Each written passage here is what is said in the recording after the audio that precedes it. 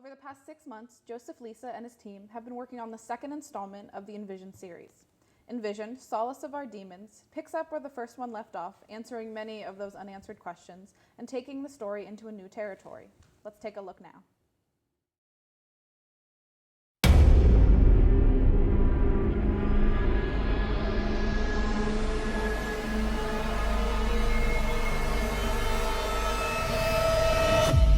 When did you learn you had the gift?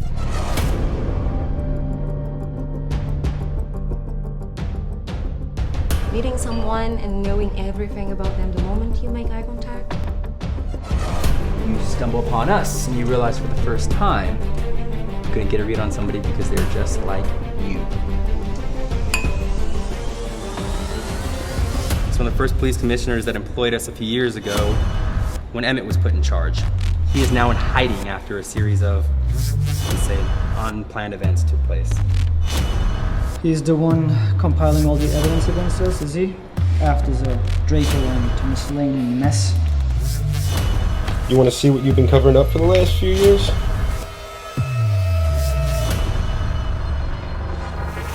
Take a look.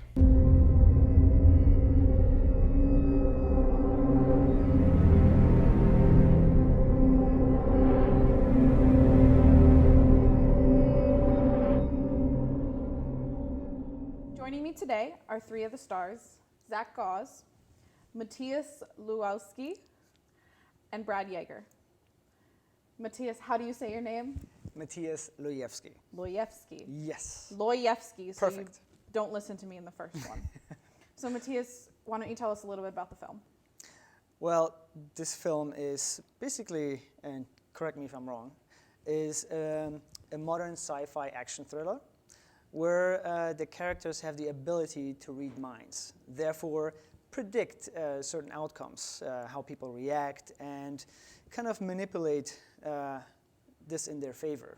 You know, it could be political, economical, and answers also a lot of questions, like you said, from the first part, and goes more into depth and how big that really is. Yeah.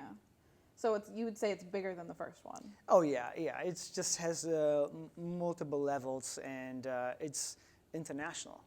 Now it's blowing up. Yeah, I understand you guys shot at different locations. You had PA, Miami, and LA. Yes. Now, where all did you guys shoot? Well, I shot here. I was in Miami, but not at the right time, and then I ended up in LA. Oh wow! And you? I shot in Reading, Pennsylvania here, because the first film was shot solely in Pennsylvania, and but you know, with how this film worked out, we shot half of it in Pennsylvania, half of it in LA. So all of my character scenes and sequences were all based here in Reading. Okay. Brad, what about you? Yeah, myself as well. All of my locations were in different cities in Pennsylvania, Reading, and then we went to Lebanon for a few as well. Wow. All right, so tell me about your character then. Who are you? How do you fit into the film? My character is Cypher. I'm one of Matthias' henchmen, and what Comes I do... with healthcare. Great There's benefits. benefits with Yeah, that, absolutely. right. So I get to be like a mercenary for him, and I get to do his heavy lifting while he works the background and make sure I get my paycheck. Make sure and you got to keep up those benefits. Absolutely. Oh yeah. Need that dental. You never know what happens. Oh yeah. So then he's your henchman. Who Yes. are you? I am Dominique. I'm basically a new character, and the way I would describe my character is being part of a syndicate. The cleaner or the soldier, but a little bit more than that. I do have, I'm a shot caller. I am OCD, I'm very goal oriented, and basically think 10 steps ahead, like a chess player. Okay. I do have, without spoiling anything, I do have a certain depth, but basically I'm the guy you have to call if things are wrong, messed up, or have to be corrected. But it's not really a guy you really want to meet. It's like, it's a guy who's like, hey, can you call him? Like, I just really want to talk to him. Especially if you're mad, right? Well, it's basically, I'm unpredictable. I Okay. can smile and have a razor blade behind my back. You know, it's just it's very, you cannot really pinpoint if he's a good guy or if he's a bad guy. And this is pretty much with a couple of characters. You cannot really tell, is he really a good guy or is he a bad guy? It just shifts back and forth. It's just this gray line that Joey's walking with all the characters. Yeah. Now, he said about spoilers. Don't worry, those cameras are not on. People, no, don't worry about it. So you were in the first one. Yes. How does your character kind of transition into the second role? Well, in the first one, he was, a big part of the storyline and the characters, kind of like a center point of all that too. And Thomas Lane, as some may know, is a psychopathic serial killer. So he's really, crosses that line. You don't know who you're going to deal with at a certain point, in the film. He could be one way in one scene and different, and that was what was really fun filming the character too, because I could take him to a lot of different places, and go that extra mile or cross that line. But from the first one, he was a focal point in the scene, in the storyline, and going into this film. Not to spoil anything from the first film, but most have seen it. But my character Thomas Lane kills, or he thinks he kills the commissioner, and then the commissioner happens to be alive. So in this film, there is that path of vengeance where the commissioner, played by Ron DiBenedetto, is after Thomas Lane, my character. So he's on that path of vengeance, trying to kill Thomas Lane, and seek that vengeance for him ruining his life and doing everything too. So our main story in the film is the battle between him and I. Okay. Because in the first one, I kind of got the feeling that whatever was going on in your head was kind of the key holder to everything. Yes. So will some of those be revealed in the second one? Yes, to an extent. There will be some, a little bit of, like flashbacks and that sort of thing too, and also showing some of the things that he does have in his mind too. Also, along with some of the terrible things that he's done as well too, because they do obviously reveal, all the murders that, Thomas Lane has committed to. And, all of them? Yeah, well, some of them. Okay. Not all, because there's a lot. Go through the whole portfolio. But they will, touch base on that too, and that sort of thing too, because he, to him, killing is fun. It doesn't bother him at all. It's not a job. It's not something that needs to be done. It's something that he likes to do. So that on top of some of the things that he has in his mind. That go along with the storyline will be revealed to some extent as well. So Now you said it's kind of like a side story. Do your characters interact much or at all?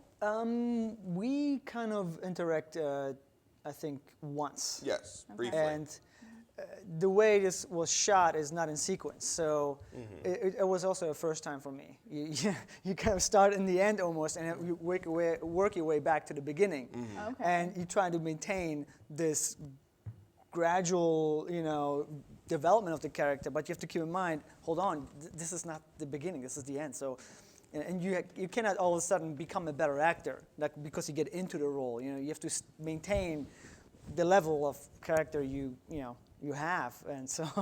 But we interact once, and we I think more our 3 times. characters interface very little with his character, Yeah. but we affect the outcome of what happens to him a lot. We're working behind the scenes to make sure the end goal is met by him, because he plays a big part there. Yeah. Once he figures out the commissioner's still alive. And we speak German too. Yes. So Ooh. my Will there be multilingual. So will there be subtitles? there will be subtitles. Because I Okay, think I good. speak German, part Russian, and then I think I don't know if I do Spanish. I don't remember. Maybe I'm mixing something up. But it's you have subtitles. You'll be able to follow the whole story. Oh my God! So you're just like walking you're walking like a rope. basically, of who your character is Yes. while spitting out all Well, this. you can hear the character. I mean, even now that you have an accent, but it's a little bit more visible, or Okay. in the movie Yeah. that I'm not American. So that actually tells a story that What? it's international. Yeah, it pretty much hints that it's Man. more than just local. I Who fooled would've you. thought? I fooled you, man. Yeah. So then, I assume you guys had seen the first one before course. coming into the first Yes. this one. Were you nervous about coming into a storyline that had so many twists and turns, or were you aware that it was going to be difficult and were prepared? I was pretty eager to get involved with the project. Once I found out about it and he was looking for more people to help with the film, I went out and I'm like, I need to see the first one so I know what I'm getting into. And I was like, oh my God, this is action-packed. I need to get involved in this. Yeah. And at first I thought I was just going to be doing a lot of like the stunt stuff, but then I ended up actually taking the role of this mercenary for Dominic. That's right. So it ended up being pretty awesome. You were happy with that kind of transition? Absolutely. Yeah. It all played its roles well. Like we all stumbled a little along the way, but it was a great experience. Now, is there a lot of action in the second one? Absolutely. A lot of leg kicks, Explosion. neck snaps. So you were doing squats behind the scenes to... Yeah, pretty Totally. much. Oh, In yeah. Speedos. Getting Oh, a lovely. I had to keep my pump for every scene. Oh, God. So you did your own stunts, I'm assuming. Yes.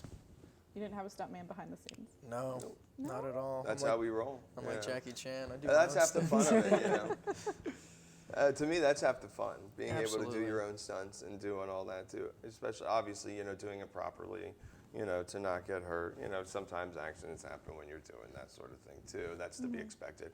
But I really enjoy doing my own stunts and that sort of thing because to me, that's the fun of it. Yeah. That's what's making it, It more keeps it organic, real. yeah. Yeah, exactly. So. That makes sense. Mm-hmm. So now, I touched on that it has so many twists and turns in these stories.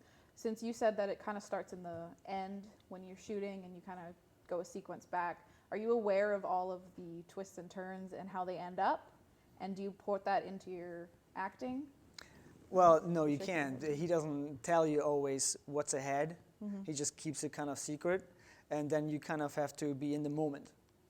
Okay. And he is the one who's weaving all the things together. And yeah, of course, I mean, you think about how you're going to lead this into something else you don't know about. And then he starts in the middle of a movie, that shoot the scene, and you're like, okay, this is a new challenge, and you try to be true to the story. So do you guys just kind of like pick your own destiny and go with that and hope that it turns out that way? I don't know. I think Joey is the one who's like directing, really. He tells you if you going off. I mean, he's very good with that. He's like,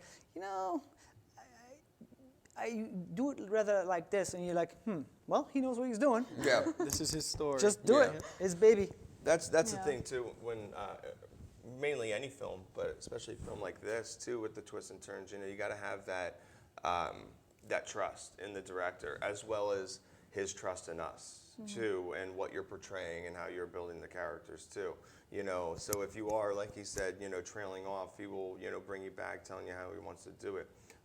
But along with giving us the creative freedom to play the characters and portray them, how we feel too. And that's one thing I've loved about this film in particular, or both these films, the first Envisioned and this one too, Right. with playing my character, Thomas Lane, because, when seeing it, you see how off the wall and how far gone he is. And I wanted to take him to that level too, but then also Joey had that in his mind as well. Yeah. So what was so great about it too is, I created him and came up, and he loved it, and he kind of thought of it the same way too. So he, gives his actors that freedom to do how they feel. They want to play the characters, and gives them that creative freedom too. Which is really nice. Instead of sometimes.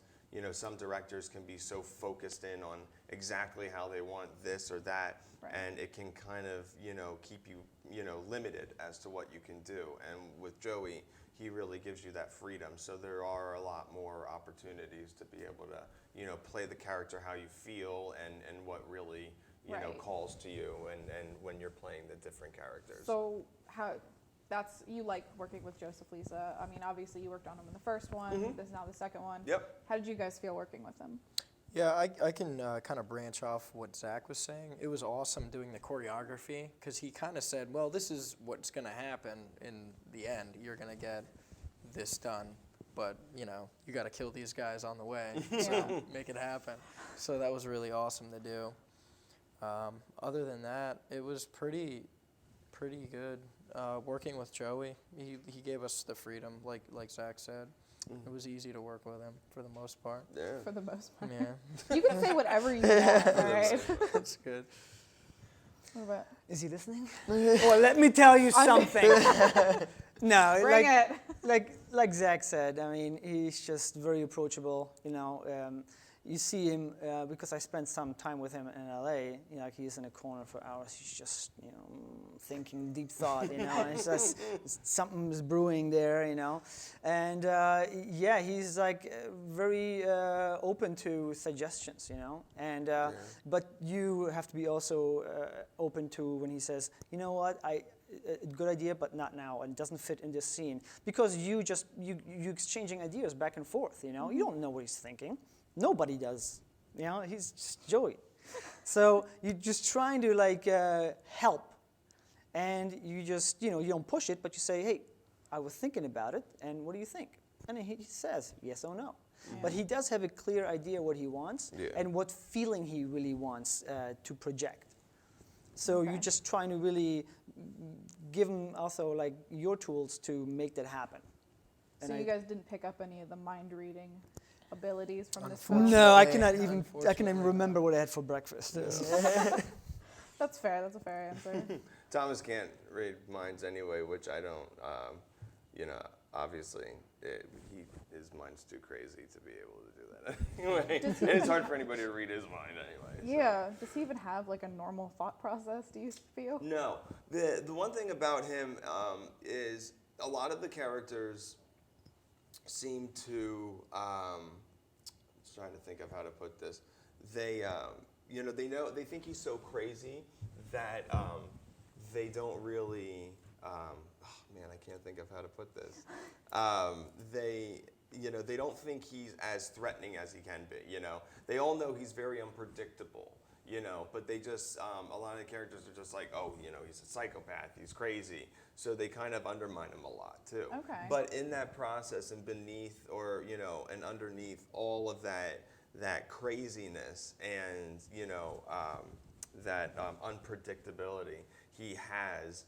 There's also always an alternative motive, behind what he's thinking. So he has knows what a he's plan. doing. Yeah, and not always necessarily a plan, but he has something in his mind of how he wants things to play out. And he is good at manipulating people, and manipulating this person and that person when things actually end up going in his favor. Like in the first film, he plays this person one way, this person the other way, and you think that, he's afraid of, so-and-so at one point, but really, in the end of it all, the way he manipulated everyone brought, everything together the way he wanted to. And he came out kind of on top in a way. Kind of. Yeah, exactly. Kind of, yeah. He did get shot in the process, but, all in all, he kind of has that, he kind of has that ability to always wind up getting out of the situation in some way, Is that kind of your character as Dominique? Is he pretty manipulative? Well, that's his job, but he relies on that he thinks ahead 10 steps, that there's just, he hates surprises. He wants to make sure everything is in his place, this is A, B, C, D, so even though he's not really a big fan of him, he's using him actually to get to a certain goal. Yeah. But because he's so unpredictable, it's a chance he's willing to take. Okay. So, but I do have an end game. I'm there to please Do you the want to boss. tell us what the end game is? I signed off. I have to pay Joey $1 million. I could try, You have to see the film. This is true, yes. So you guys have your end games and everything, would you consider your characters just pure evil out to destroy things, or do you think they really are trying to do what they think is best? I think my character is like a mercenary. He is the man who can pull resources, and I'm one of the names that came out of the hat to assist him. And I'm kind of just there to get the job done, Okay. get paid, and He's like a do my Terminator thing. with his Yeah, jacket and glasses. Yeah, pretty much. The Terminator. Does he ever is it ever revealed as to why you have to go kill somebody, or is it just go kill this guy, no questions asked? Well, I don't ask questions. Okay. But- Do not but ask questions, you listen and do. I only take orders, yeah. But yeah, Listen to me now and believe me later.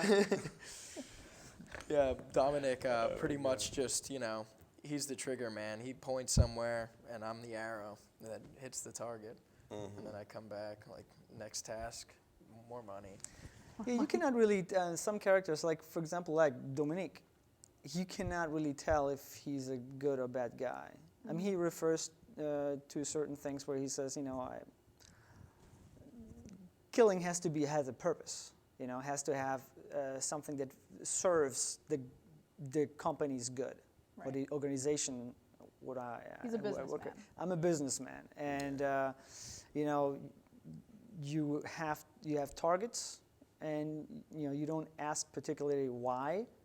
There's somebody else with gets a bigger paycheck that thinks about it, and but yeah, you cannot really say if he's a good or bad guy because he does sometimes kill bad guys, Okay. and that's a good thing. So you kind of like, I hope that you kind of like, is one of the bad guys, but he kind of grows on you.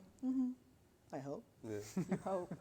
To interject, one thing I got to say about your character too, which I love, I felt you played him very, very well, and also like, he's very intense too, but also very calm, cool, and collected. You know what I mean? And like he said, he has a plan. Everything is organized. And he has all that too, and that's what I loved about our scene together when I'm in the cage, because.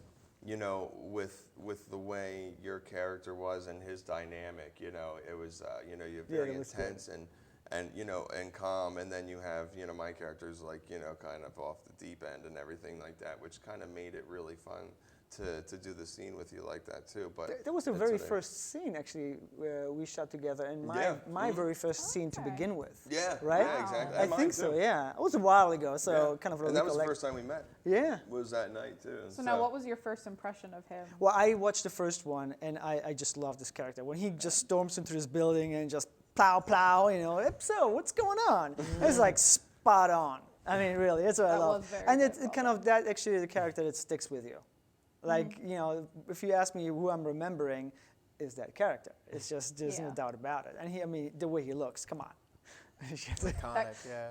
That crazy hair. Yeah. It was pretty fun. It's good times. Now, the story gets into new territory and everything. We have new characters. So then, how does your character relate to him? Like, how do you kind of pull these two worlds together? Well, I have a mission. And he's basically a tool I'm using.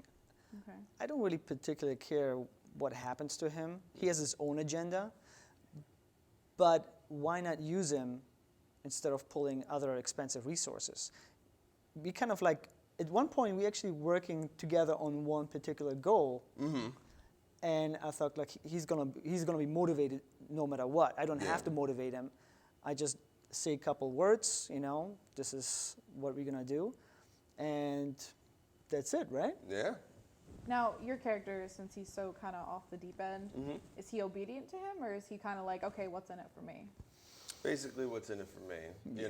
When it comes to certain points of the story where, he's going to get something out of it. He'll work with the people, with the different characters like us. Like, he is willing to work with him, but he doesn't really, listen to anybody as long as something he's getting in return, or it's going to work with his agenda, to some degree too.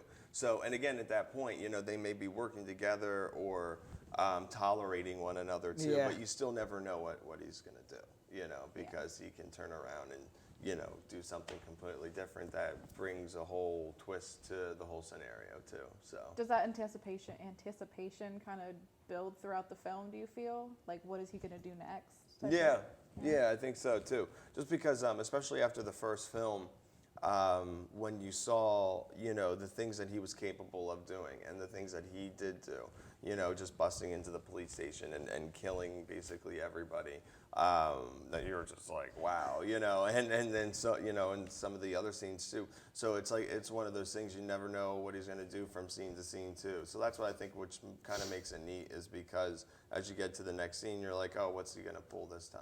Yeah. And that's what I enjoy about playing the character too, is just that unpredictability about him. So then, all right, that's your favorite part. What's your favorite part about being your character, being the mercenary? I think the fact that the film features so many different types of characters, so many different iconic, you have the crazy psychopath that's killing everybody, you have the guy that's working the strings in the background, and then you have the heavy muscle guy that's, just pulling triggers whenever I'm told to. boom. It's awesome.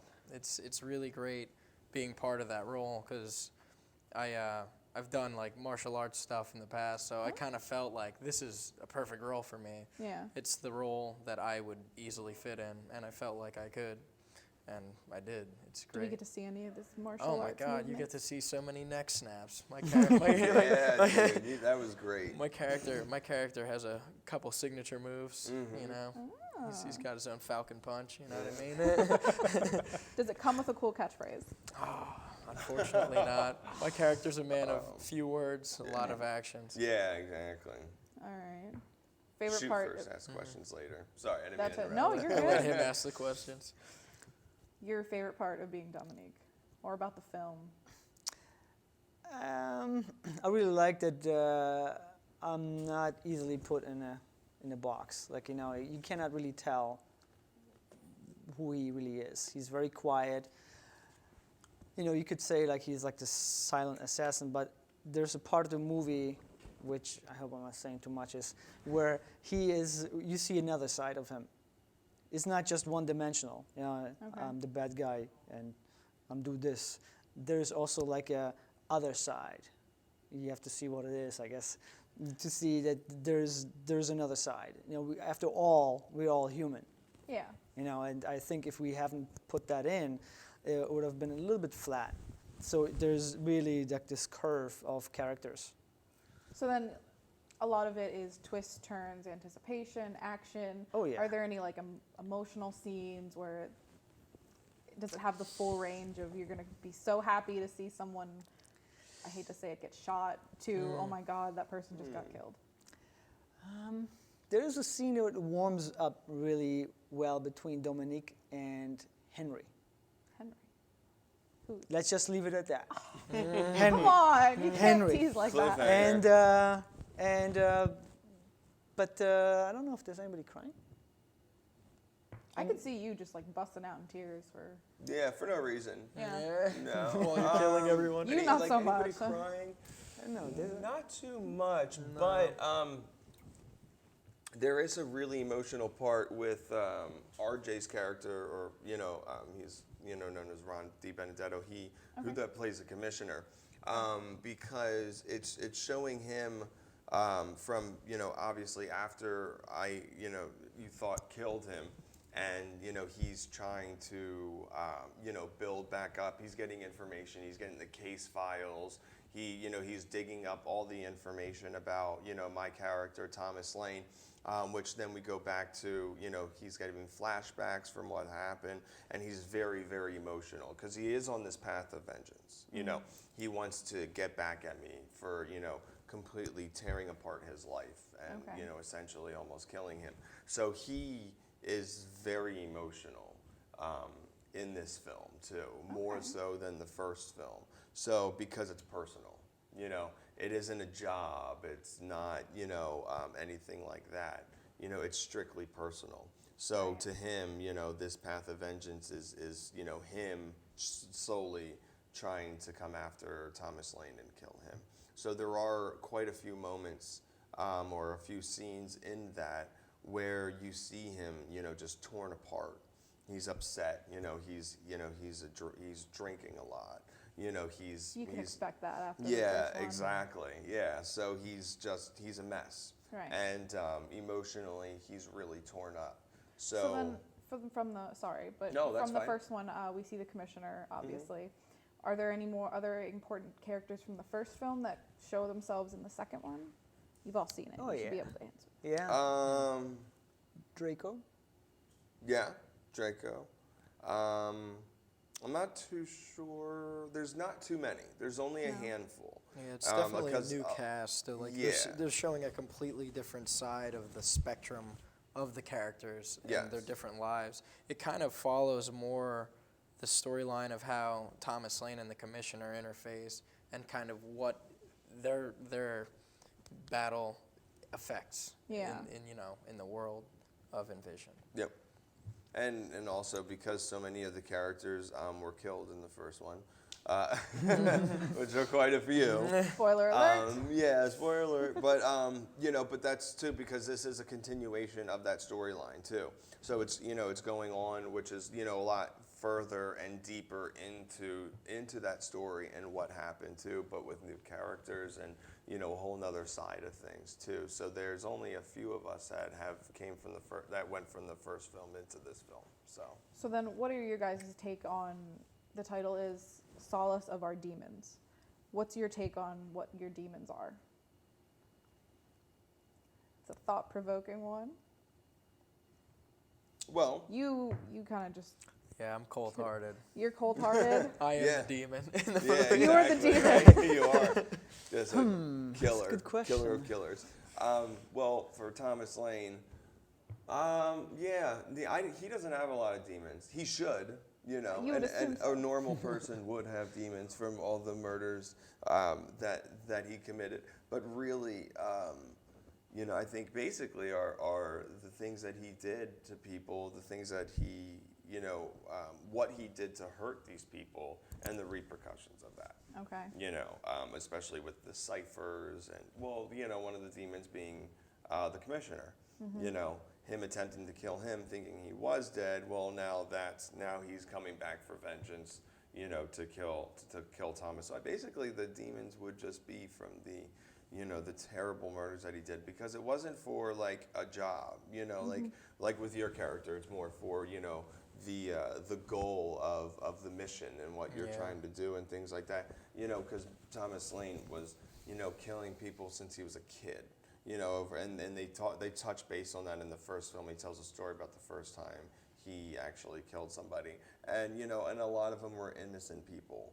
Right. Because he did it for the sport and for the fun. So I think those demons are the biggest demons of his, but at the same time, He's not in contact. He doesn't He care. embraces it. Yeah. Yeah, he doesn't care. So it's all just, it was all out of sport and fun, and he has no remorse over anything like that, too. He actually laughs about it, too. So the demons that he should have would be Are not. those, but they're kind of just like by the wayside. Yeah.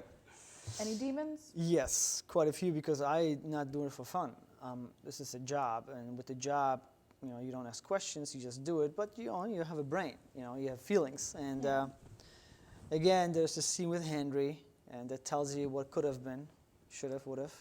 And I think there's a small moment of wrestling with my decisions of what the life is right now, what the life I chose.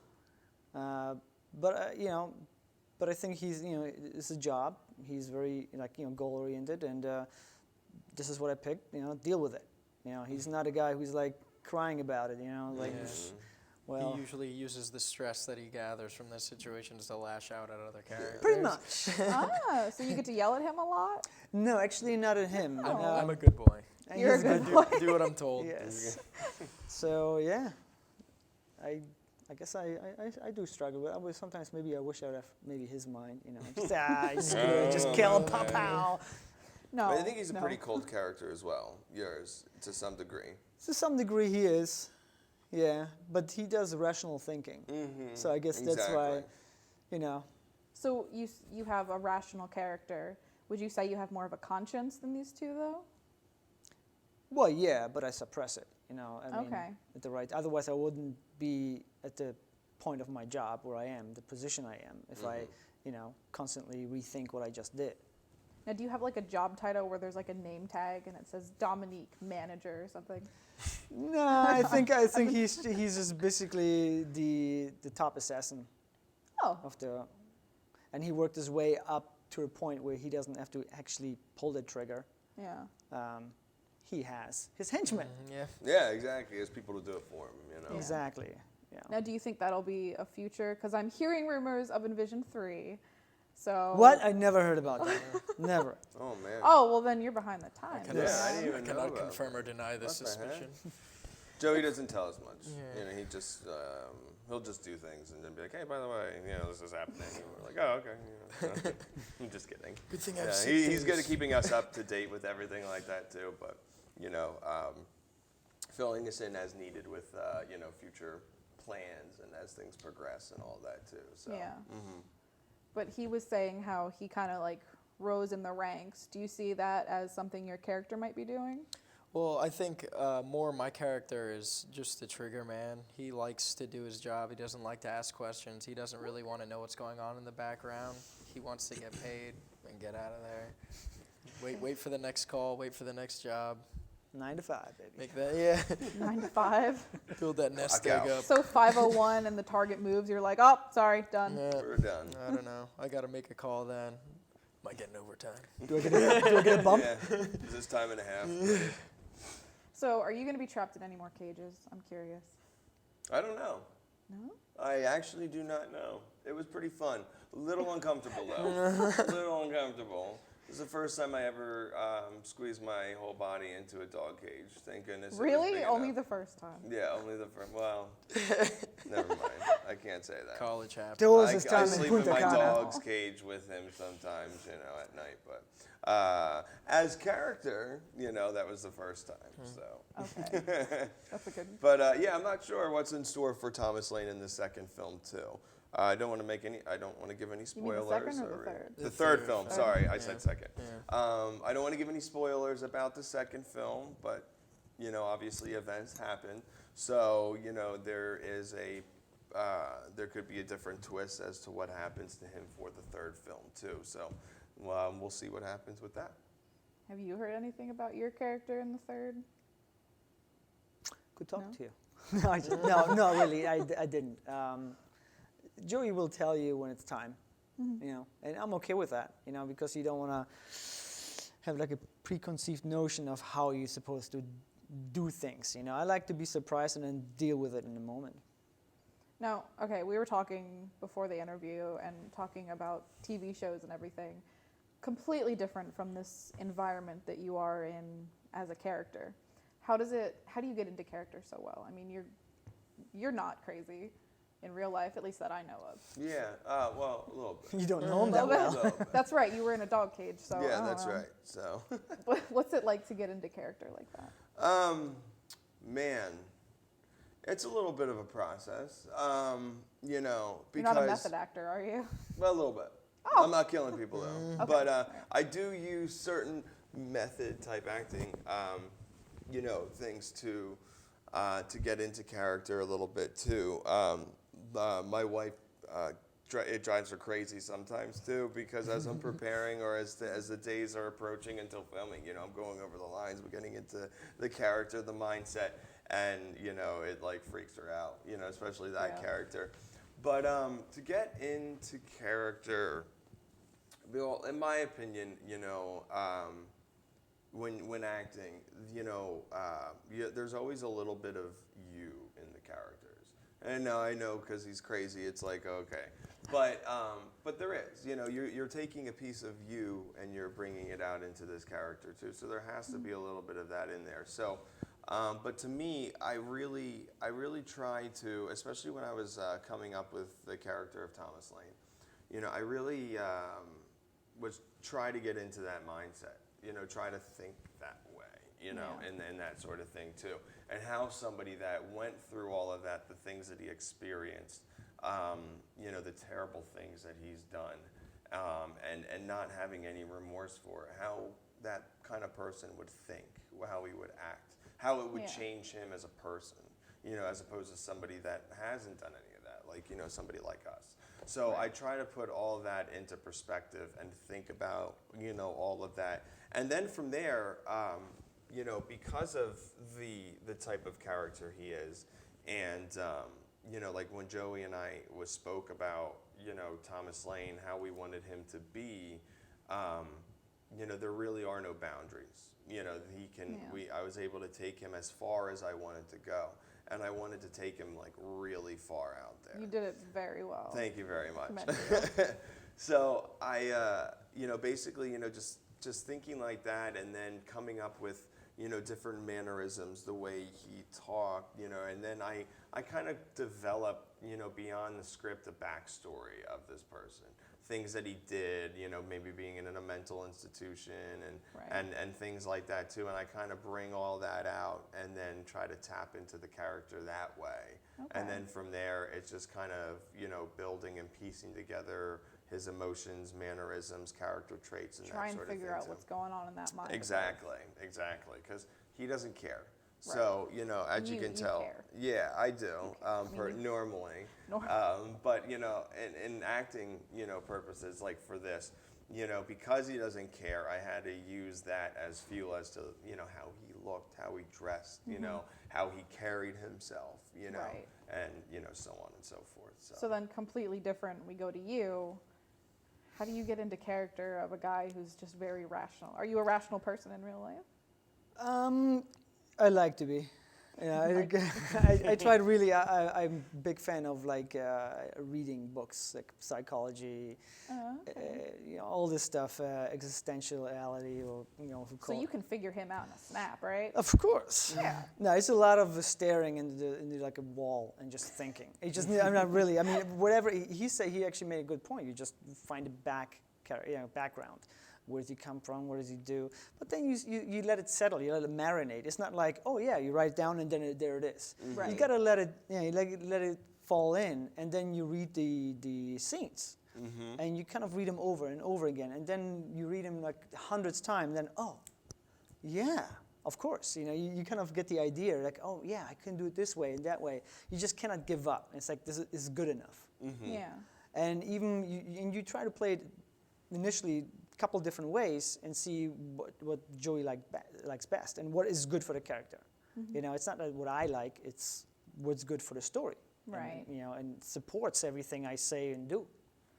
So it's sometimes I just want to shoot myself in the head, It's like, because especially I cannot watch myself on a screen because it just drives me crazy. I was like, what the hell are you doing? Like, dude, no, you got to do it different. And so I try not to watch anything. Yeah. I just, go by what other people tell me. I'm a big fan of feedback. Like, what do you think? And then I just, if it's, and the thing is, if you have a scene like I have with him, I'm really like to just have a conversation. This is really a conversation. Right. I want something, you want something. So what do we do to get what we want and make it like really just a conversation? Instead of being focused, there's the camera there, make sure how you step and stuff, this is something you get used to and just ignore after the 10th take. Well, again, you did it very well. Thank Your you. cold-heartedness, Yeah. you did very well. Absolutely. I think going off of what they said, you're really digging deep to, find a place inside of you that character is. Right. So with me, kind of like I'm just, the obedient dog. I'm kind of going back to kind of like some of my military training because I was in the Army, and I'm just like, oh man, I just gotta, obey the drill sergeant. I just have to, he tells me go point guns at this and go pew pew. That's what I have to do. Are those sound effects in the movie? Unfortunately, no. Right. He dubbed over my pew pews. Yeah, it's a lot. Like I've done like some improv stuff before, and a lot of what we did, which was really cool, is a lot of the roles, a lot of my role with the scenes was intuitive. I just had to be, like a Terminator. Just, I don't have emotions. I'm just here to do the job, and I dug deep, and I'm just trying to maintain discipline because I'm his lackey. You know what I mean? Yeah. I'm getting paid at the end of the day. I don't care what I have to get through to get to it. That's what the insert was on the paper. Looking for Yeah. lackey. Yeah, For lackey. Benefits. You can put it on Craigslist too, right? Yeah, but I Yeah. got crazy people. That's where I looked, and then Yeah. subline has to have psychokinetic powers. I'm like, Yeah. I think it was in the I men could seeking qualify. men section too. Well, thank you guys. Not here. Not here. strictly platonic. Thank you guys so much for being here, telling us about the film. Looking forward to seeing it again. And check out Envisioned, Solace of Our Demons.